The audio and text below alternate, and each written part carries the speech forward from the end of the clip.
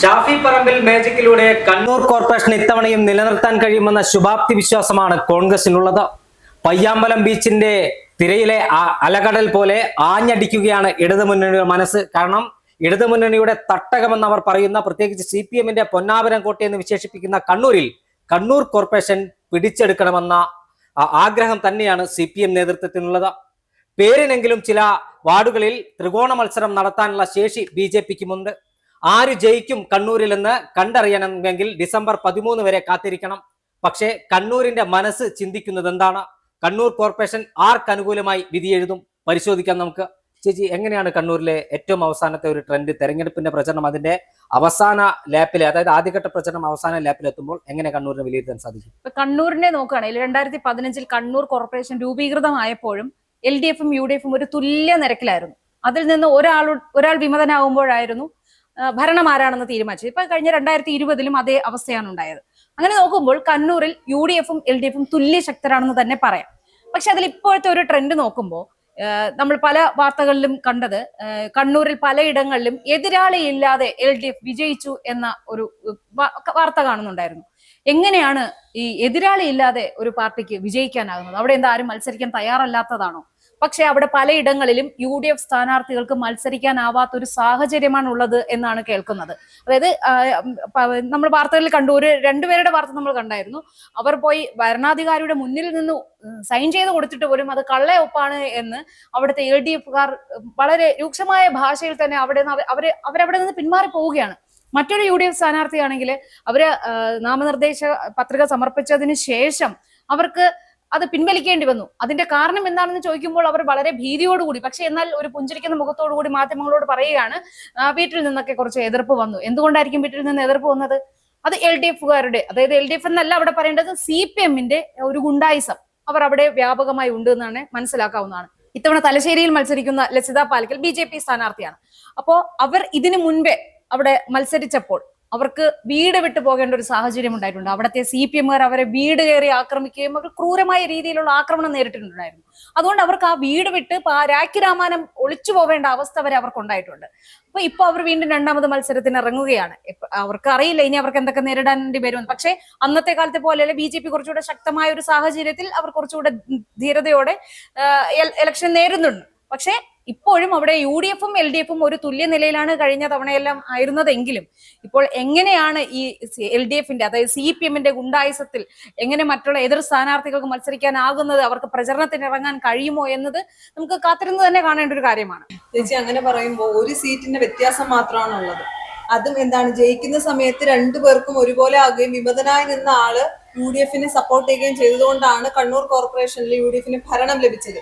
അപ്പോ നമ്മൾ മറ്റുള്ള അല്ലെങ്കിൽ 6 കോർപ്പറേഷൻ എടുക്കുമ്പോൾ ഒരൊറ്റ കോർപ്പറേഷനിൽ മാത്രമാണ് കോൺഗ്രസിന് ഭരണം നിലവിലുള്ളത്.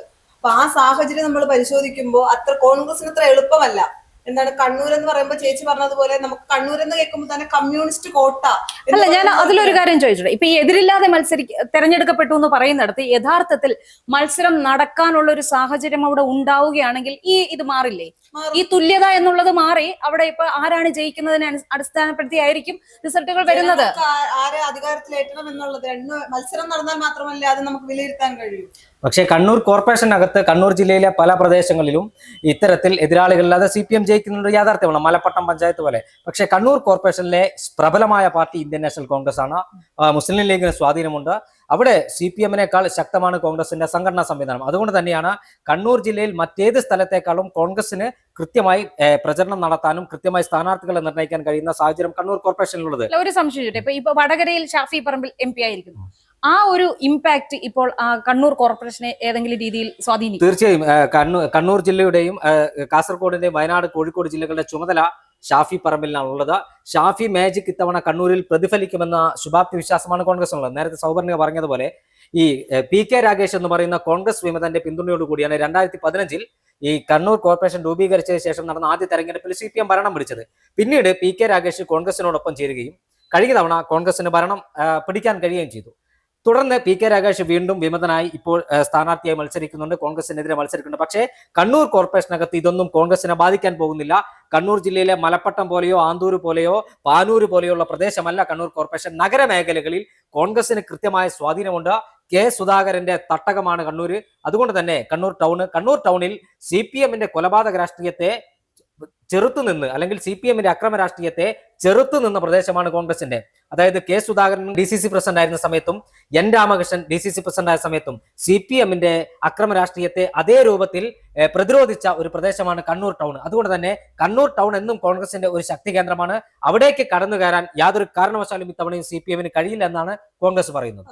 അങ്ങനെ പറയുമ്പോ പോലും ചേട്ടാ, ഈ നിലവിലെ സാഹചര്യം പോലെ ചെറിയൊരു വിജയം ഉണ്ടാക്കിയാൽ പോരല്ലോ കോൺഗ്രസ്. എന്താണ് ഇഞ്ചോടിഞ്ച് മത്സരത്തിൽ ഒരു സീറ്റിന്റെ മാർജിൽ ഭരണം പിടിച്ചിട്ട് കാര്യമില്ലല്ലോ. മൃഗീയമായ ആധിപത്യം ഉറപ്പിക്കാനേ വേണ്ടേ കണ്ണൂരിനെ സംബന്ധിച്ചിടത്തോളം? തീർച്ചയായും കണ്ണൂർ കോർപ്പറേഷനകത്ത് കൃത്യമായി മുന്നേറാൻ കഴിയുമെന്നാണ് കോൺഗ്രസിന്റെ കണക്കുകൂട്ടൽ. അതായത് കോൺഗ്രസിന്റെ സംഘടനാ മെഷീനറിയും UDF-ന്റെ സംഘടനാ സംവിധാനവും പൂർണ്ണമായി ഉപയോഗപ്പെടുത്തുക, മുസ്ലിം ലീഗിന് കാര്യമായ സ്വാധീനമുള്ള തീരപ്രദേശങ്ങളിലെ ഡിവിഷനുകൾ ഉൾപ്പെടെ കൃത്യമായി സംഘടനാ സ്വാധീനം ഉപയോഗപ്പെടുത്തുക. UDF ഇത്തവണ മികച്ച സ്ഥാനാർത്ഥികളെയാണ് രംഗത്തിറക്കിയിരിക്കുന്നത്. യൂത്ത് കോൺഗ്രസിന്റെ മുൻ സംസ്ഥാന ഉപാധ്യക്ഷൻ റിജിൽ മാക്കുറ്റി മത്സരിക്കുന്നുണ്ട്. അതോടൊപ്പം മഹിളാ കോൺഗ്രസിന്റെ ജില്ലാ പ്രസിഡന്റ് മത്സരിക്കുന്നുണ്ട്. ശ്രീജ മഠത്തിൽ ഇത്തരത്തിൽ നിരവധിയായ താര സ്ഥാനാർത്ഥികളെ രംഗത്തിറക്കിയാണ് കോർപ്പറേഷൻ നിലനിർത്താൻ കോൺഗ്രസ് ശ്രമിക്കുന്നത്. സിറ്റിംഗ് കൗൺസിലർമാരിൽ ഭൂരിഭാഗം ആളുകളെയും കോൺഗ്രസ് മത്സരിപ്പിക്കുന്നുണ്ട്. സീറ്റുകൾ വെച്ചുമാറിയിട്ടുണ്ട്. മുസ്ലിം ലീഗിന്റെയും KSU-വിന്റെയും യൂത്ത് കോൺഗ്രസിന്റെയും യൂത്ത് ലീഗിന്റെയും എല്ലാം ചെറുപ്പക്കാരായ ആളുകളും സ്ഥാനാർത്ഥിത്വത്തിന് അല്ലെങ്കിൽ സ്ഥാനാർത്ഥിയായി രംഗത്തുണ്ട്. പ്രചരണം അതിന്റെ ആദ്യഘട്ട പ്രചരണം അവസാന ലാപ്പിലെത്തുമ്പോൾ ശുഭാപ്തി വിശ്വാസമാണ് കണ്ണൂരിൽ കോൺഗ്രസ് പങ്കുവെക്കുന്നത്. കണ്ണൂരിൽ ഇത്തവണ കോൺഗ്രസ് അല്ലാതെ മറ്റാരും അധികാരത്തിൽ വരില്ല എന്ന് തന്നെയാണ് കോൺഗ്രസ് പറയുന്നത്. അതിന്റെ ചുമതല കെ സുധാകരനാണ് കണ്ണൂർ കോർപ്പറേഷന്റെ ചുമതലയുള്ളത്. ഷാഫി പറമ്പിലിനെ പോലെ ഉള്ള യുവ നേതാക്കന്മാർ കണ്ണൂർ കോർപ്പറേഷനിൽ എല്ലാം ശ്രദ്ധിക്കുന്നുണ്ട്. അതോടൊപ്പം സണ്ണി ജോസഫിന്റെ മണ്ഡലമാണ്, ജില്ലയാണ് KPC പ്രസിഡന്റിന്റെ. അവരെല്ലാം ഉണ്ട്. ഒത്തൊരുമിച്ച് കണ്ണൂർ കോർപ്പറേഷൻ ഇത്തവണയും ഭരണം നിലനിർത്താൻ കഴിയുമെന്ന് തന്നെയാണ് കോൺഗ്രസ് ക്യാമ്പിന്റെ കണക്കുകൂട്ടൽ. അതിലെല്ലാം ഉപരിയായി പണ്ട് കാലത്ത് കൈക്ക് കൈ കഴുത്തിന് കഴുത്ത് തലയ്ക്ക് തല എന്ന് പറഞ്ഞൊരു രീതിയാണ് CPM-ന്റെ ആ ഒരു, അതായത് ആൾക്കാരെല്ലാം ഈ അക്രമത്തിലൂടെ വിജയം വരിച്ച ആ ഒരു രക്തദാഹികളായിരുന്നു എന്ന് വേണം കരുതാൻ കേട്ട കഥകളിൽ. പക്ഷേ കാലം മാറി, തലമുറകൾ മാറി വരുമ്പോ എല്ലാവരും സമാധാനം ആഗ്രഹിക്കുന്നവരാണ് യുവതലമുറ. അതുകൊണ്ട് തന്നെ CPM-ന്റെ അക്രമ രാഷ്ട്രീയത്തെ എന്തുകൊണ്ടും അവസാനിപ്പിക്കണമെന്ന് ആഗ്രഹിക്കുന്നവരായിരിക്കും അവിടെ ഇനി ആർക്ക് വോട്ട് ചെയ്യണമെന്നും ആരവിടെ ഭരിക്കണമെന്നും തീരുമാനിക്കുക. അതുകൊണ്ട് തന്നെ UDF-ന് ഒരു വളരെ വലിയ രീതിയിലുള്ള നേട്ടം തന്നെ ഈ വരുന്ന തെരഞ്ഞെടുപ്പിൽ നേടാനാവും. ചേച്ചി അങ്ങനെ പറയുമ്പോഴും NDAക്ക് 6 കോർപ്പറേഷനിൽ ഒരു സീറ്റ് പോലും ഇല്ലാത്ത ഒരു കോർപ്പറേഷനാണ് കണ്ണൂർ കോർപ്പറേഷൻ എന്ന് പറയുന്നത്. അപ്പൊ അവർ ഈ തെരഞ്ഞെടുപ്പിൽ ഒരു സീറ്റ് നേടുമ്പോ, ഒന്നെന്നല്ല സീറ്റ് നേടുമ്പോ അവരുടെ വോട്ട് ശതമാനം കൂട്ടുമോ? അത് കോൺഗ്രസിനാണോ LDF-നാണോ എതിരാകുന്നത്? അല്ലെങ്കിൽ ആരുടെ കോട്ടയിലെ വോട്ടാണ് ചോർന്നു പോകുന്നതെന്ന ചോദ്യം ബാക്കിയാകില്ലേ? തീർച്ചയായും BJP-യെ സംബന്ധിച്ചിടത്തോളം അവരുടെ പ്രസ്റ്റീജ് കേസാണ് കണ്ണൂർ കോർപ്പറേഷൻ ഒരു സീറ്റെങ്കിലും നേടുന്നത്. അതുകൊണ്ട് തന്നെ മികച്ച സ്ഥാനാർത്ഥികളെ അവർ രംഗത്ത് ഇറക്കിയിട്ടുണ്ട്. ചില വാർഡുകളിൽ ത്രികോണ മത്സരം നടക്കുന്നുണ്ട് എന്നതൊരു യാഥാർത്ഥ്യമാണ്.